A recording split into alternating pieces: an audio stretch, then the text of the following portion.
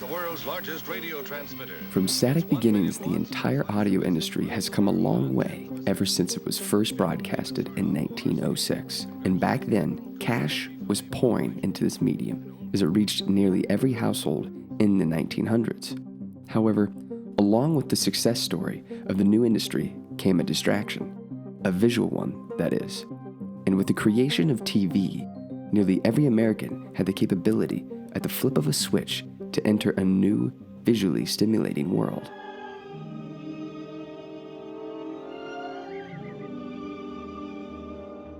And for many decades on, audio and the TV industry coexisted as the two dominating platforms to reach the public's minds. But as time dragged on, more visual distractions spelled doom for the audio industry. This century has brought a variety of new entertainment media, movies, radio, and television. As we move into the new century, the newest entertainment media is evolving on the computer internet. What? Radio HK. At Radio HK, the computer has become the medium for a new kind of music station. Radio HK is essentially media on demand. Radio. With the internet, our digital lives took shape. We continued to yearn for more choice and visually stimulating content. We adored the capability to just buy one song at a time on iTunes. And some, in fact, probably never even paid for their music or favorite radio shows, but probably soon had to buy a new computer. Nonetheless, consumers were pleased, but artists, talk show hosts, and companies in the once beloved radio industry felt the financial squeeze into the late 2000s. But elsewhere, a comeback was brewing in an unlikely place. You're connected. It really is different, you know, than television. This is way better. It's like radio, but it's like television, and the genre is different because we can sit here and ramp. You know, there isn't that time constraint. You know, there isn't that pressure. I mean, you know, we want to keep it moving. Well, not only but, that, you know, there's not a corporate pressure. See, Yeah. the thing that fucked up television, the thing that fucked up entertainment in general, is money. They were selling advertising, so everybody has to say certain words, don't say certain words, don't bring up certain subjects. You can't just express yourself. And the freedom found by our friend Mr. Rogan was exactly what the audio industry needed. The birth of something new, podcasts. Unlike radio, podcasters today don't need anyone's permission to speak.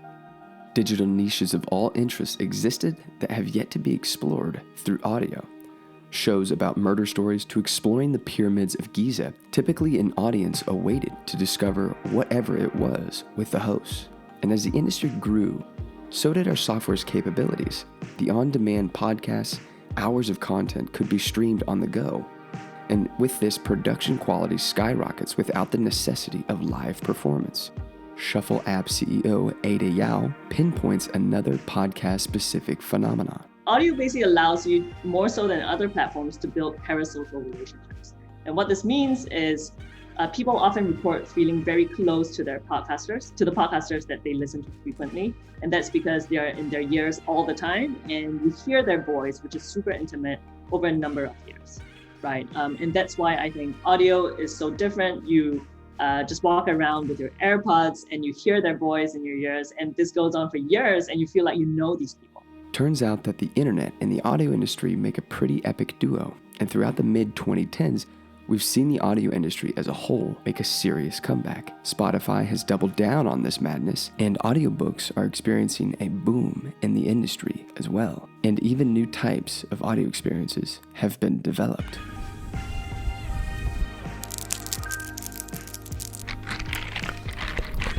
But as the landscape continues to evolve, various startups are eager to solve audio's lingering challenges. One app in particular, Shuffle, looks to diversify your audio consumption by personalizing your podcast discovery experience. And so we started Shuffle, which basically allows anybody to create a short viral clip from any podcast episode and to share them on the internet. The whole idea behind Shuffle is there hasn't been a way to browse audio so far. If Shuffle is successful, then you would just flip through different audio pieces, just like channels, surfing channels on the radio, and you'll be able to discover opinions that really matter to you and that you'll be able to connect with, right? So it's not enough that decentralization is here, that anyone can start a podcast, because everyone is starting a podcast nowadays.